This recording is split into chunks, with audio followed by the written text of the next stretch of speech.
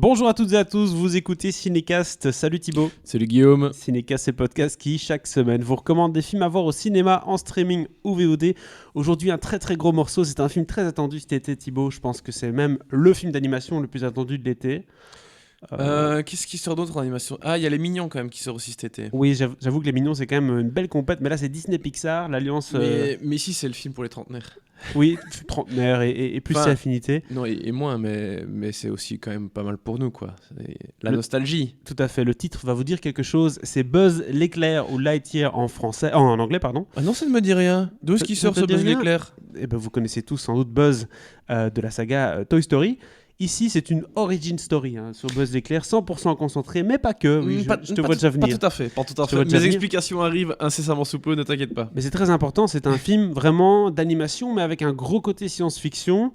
On sort un petit peu de la formule Toy Story classique avec les jouets dans une chambre et patati patata. Là, on est vraiment dans une aventure de SF, d'animation avec l'espace forcément et tutti quanti.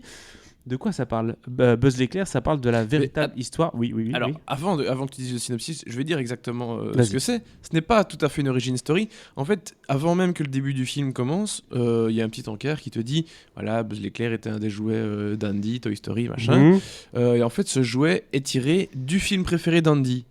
Et le film qu'on va voir là est ce film en question. D'accord, tout à fait. Donc, c'est pas vraiment une origin story techniquement parlant. D'accord.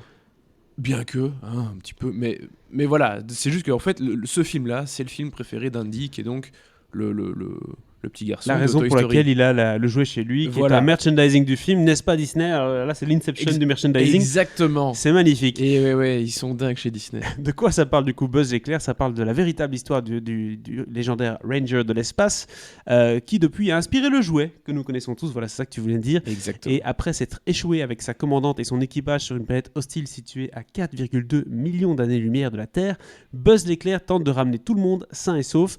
Pour ça, il peut compter sur le soutien d'un groupe de jeunes recrues ambitieuses et son adorable chat robot Sox, qui à mon avis est un personnage important de ce film et peut-être qu'il vole même l'écran parce que vu les bandes annonces, etc., il est partout. Ce chat robot. Donc à mon avis, je n'ai vu aucune bande annonce comme d'habitude. Il mise dessus. Ah, ok, d'accord. Mais forcément, l'arrivée du terrible Zurg et son armée de robots va pas leur faciliter la tâche. Je propose qu'on se regarde tout de suite un petit extrait de la bande annonce.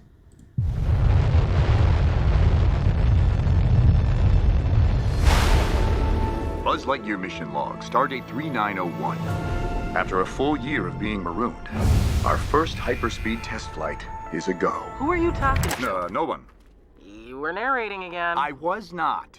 Just doing the mission log. You do know no one ever listens to those. I know that. Narrating helps me focus.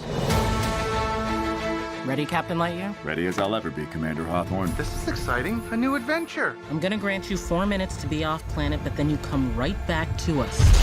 To infinity? And beyond. You are clear for hyperlaunch. Beep boop, beep boop, beep boop.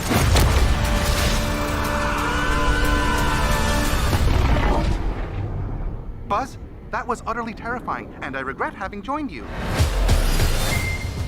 Et voilà, on va s'arrêter là, mais on voit bien en tout cas le côté SF, grosse aventure de l'espace avec ce fameux chat.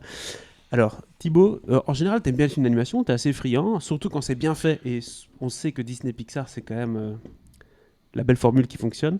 Est-ce que ce Buzz l'éclair, ça fonctionne, ou bien est-ce que c'est un peu le truc, la redite, tu sais, il y a eu Dory, etc., où c'est sympa le monde de Dory, mais c'était pas Nemo, tu vois ce que je veux dire? C'était un peu le côté, bon, allez, vous êtes gentils, mais c'est la franchise, quoi, tu vois? Oui, c'est le spin-off. Voilà, c'est le spin-off un peu pas grand-chose. Opportuniste. Est-ce que c'était plus que ça, Buzz l'éclair? Alors, c'est un spin-off un peu opportuniste parce que de toute façon, Disney, ils ont besoin de ça. Oui. C'est-à-dire qu'ils n'ont pas toujours 10 000 idées, non. Malheureusement. Donc, ils surfent sur ce qu'ils connaissent et ce qu'ils ont déjà depuis un moment. Mais c'est pas si mal. Alors, est-ce que c'est essentiel? Est-ce que ça apporte énormément de choses où tu te dis waouh, ah oui, vraiment, c'était la pièce manquante du puzzle Toy Story? Non.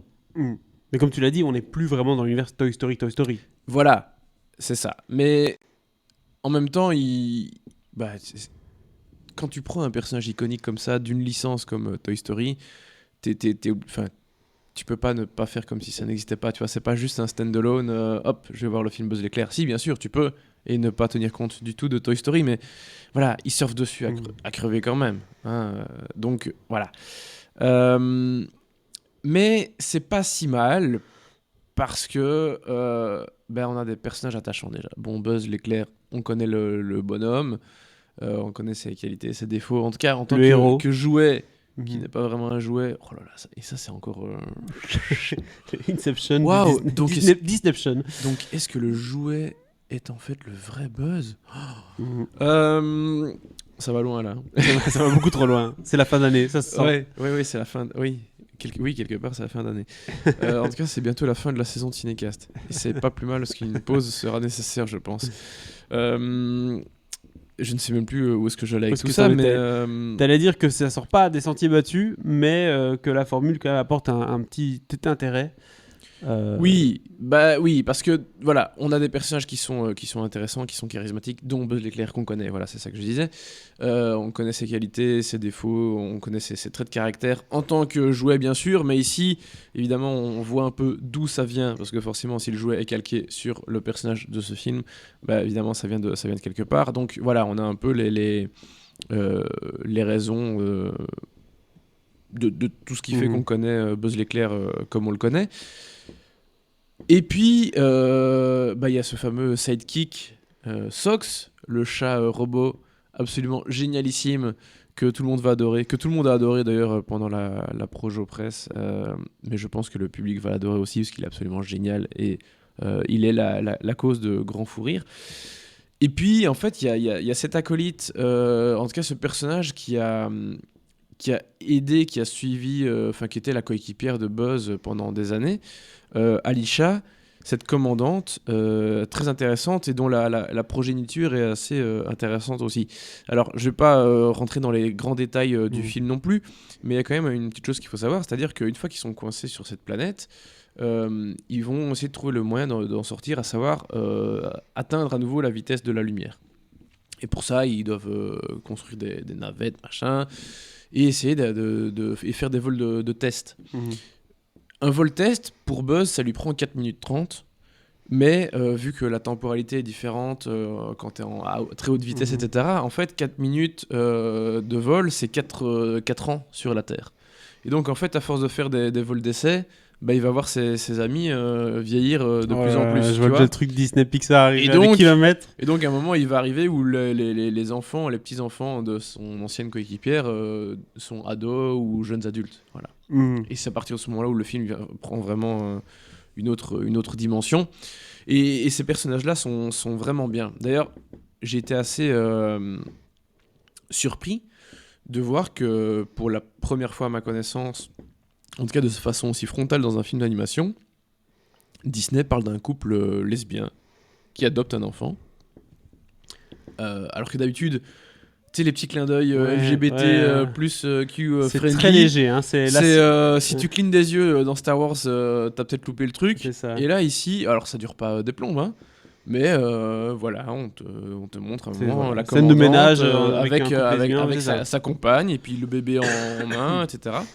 Et je me dis, alors forcément ça pose question chez Disney parce que tu dis pourquoi tu fais pas ça dans un Star Wars de façon un peu plus assumée et pourquoi tu le mets dans un film d'animation pour enfants. Tu dirais, tu pourrais d'abord mettre ça, je dis pas que c'est pas bien de le mettre dans Buzz l'éclair, je dis tu pourrais d'abord mettre ça facilement dans un film pour adultes sans que ça pose aucun problème, et je comprendrais à la limite plus que ça pose question pour un plus jeune public, mais enfin bref, le sens m'échappe. De toute façon, on se doute bien que cette scène-là va être retirée dans certains pays, bien entendu. Oui, ça, bien sûr. Mais ici, je trouve que ça se met très bien dans le film, et c'est... voilà, ça m'a surpris de façon agréable. Et oui, ça passe crème. C'est pas du tout un sujet du film. Mais voilà, c'est là. Le temps ne ralentit pas à ce moment-là en mode regardez bien. Oui, non, ça se met bien et tout. Voilà, bref, l'histoire, c'est une histoire d'aventure pour enfants. Hein, donc, c'est pas mal. Il y a des objectifs à remplir, des rencontres. Il faut se serrer les coudes. T'avances plus ou moins. Après, c'est un peu tarabiscoté quand même pour des jeunes enfants. Donc, je suis pas sûr que tous comprennent, mais voilà. Je dis pas que c'est 2001 l'Odyssée de l'espace, mais. T'as dit le public cible, c'est 30 ans. Hein, donc, Non, mais oui, mais c'est parce que voilà, ils jouent forcément sur la nostalgie pour nous. Mais vu que nous sommes la génération Toy Story quand même de base, mais pour les jeunes enfants, je sais pas trop ce que ça va donner. Et par contre, l'animation, incroyable. Ah oui, ça. La qualité de l'animation, ça fait longtemps que j'avais pas vu un film d'animation d'aussi bonne qualité. Alors, enfin, non, c'est pas vrai, parce qu'il y a quand même eu des très bonnes choses chez Disney et Pixar ces dernières années, mais là, vraiment, j'étais waouh! Plein de scènes, surtout au niveau de l'éclairage, de la photographie des scènes, des trucs, il y a des fumées, des espèces de lens Des flares, éclairs, etc. ouais, Il y a pas mal de choses visuellement où tu te dis waouh, ça c'est vraiment très très bluffant ce qu'ils ont fait là Ils ont monté d'un cran. dans le film. Ouais, franchement, joli step up. Hein. Bah, l'avantage, c'est que Toy Story est un domaine assez confiné, c'est-à-dire que c'est une chambre d'enfant, c'est une maison, et puis tu peux faire un petit monde autour, parfois, comme la scène d'intro de Toy Story 3 Ouais. ou autre.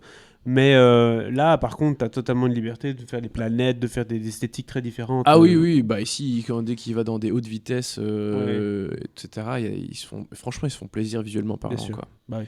Et il faut bien. Bah oui, il faut bien. Et la BO, c'est qui signe la BO de cette bande-annonce et de ce film? Michael Giacchino, Ah, super. Monsieur Lost.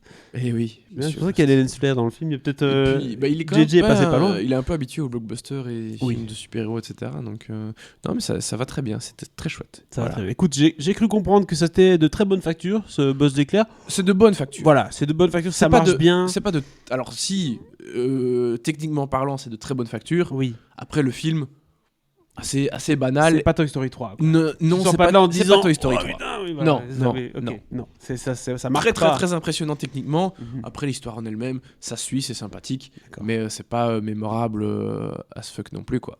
Une bonne option du coup pour la famille, pour les enfants. Mais c'est une très bonne option familiale. On va passer un bon moment. Et le chat. Et le chat est génial. Donc voilà, vous ne vous ennuierez pas.